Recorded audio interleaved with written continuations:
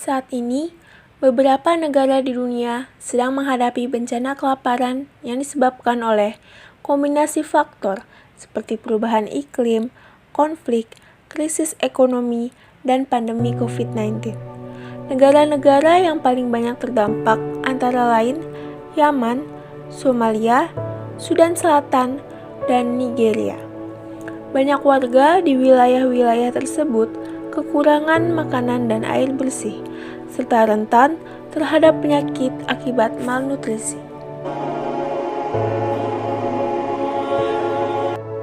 Bencana kelaparan di Yaman dengan lebih dari 20 juta orang yang membutuhkan bantuan makanan disebabkan oleh konflik yang berkepanjangan dan krisis ekonomi.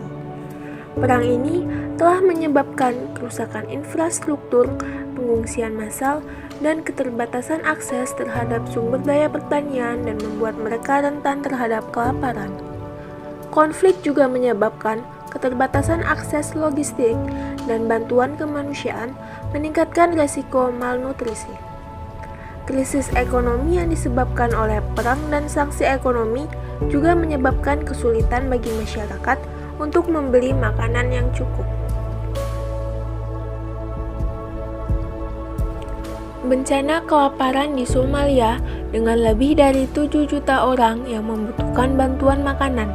Angka ini didasarkan pada data yang diperoleh pada tahun 2021. Ini disebabkan oleh kombinasi faktor ekologi, sosial, dan politik. Faktor ekologi termasuk kondisi cuaca yang buruk seperti kekeringan dan banjir yang menyebabkan kerusakan tanah dan produktivitas pertanian yang rendah. Pertanian di negara ini sangat bergantung pada curah hujan, sehingga kurangnya curah hujan yang cukup dapat menyebabkan gagal panen dan kelaparan. Faktor sosial termasuk kesenjangan sosial ekonomi yang tinggi dan infrastruktur pertanian yang lemah.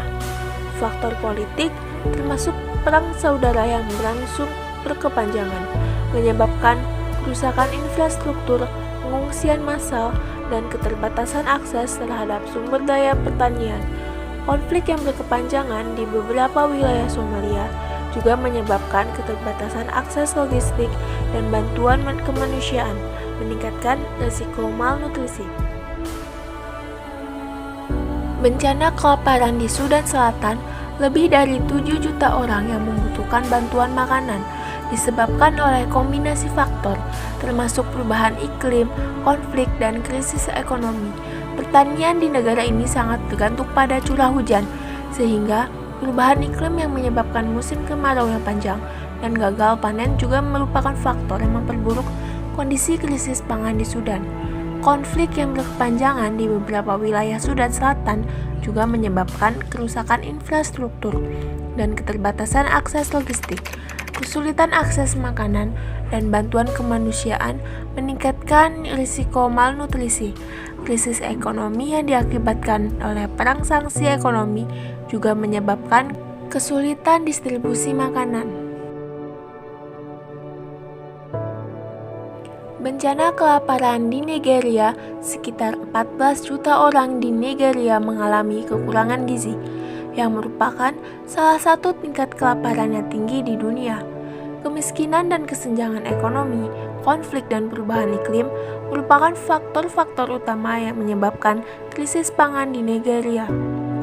Perubahan iklim di Nigeria telah menyebabkan gagal panen dan kerusakan lahan pertanian yang berdampak pada ketersediaan makanan, serta meningkatkan biaya produksi yang membuat makanan menjadi lebih mahal untuk dijangkau oleh masyarakat miskin.